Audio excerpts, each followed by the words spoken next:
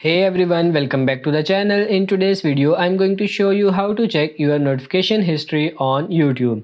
It's really simple and easy. So first of all, just open up the YouTube application in your mobile. If you are on an iPhone or Android, you can open up the YouTube app or you can always just go to youtube.com. Now of course, you need to be signed in to your specific account here to get those notifications. But after you do that, at the top right, you can see that little bell icon. I can tap on it and it will show me all my notifications on any of these different ones. After I see them, I can tap these three dots here. I can choose this hide this notification, turn off all from driver favor, or mute this specific person if I wanted to.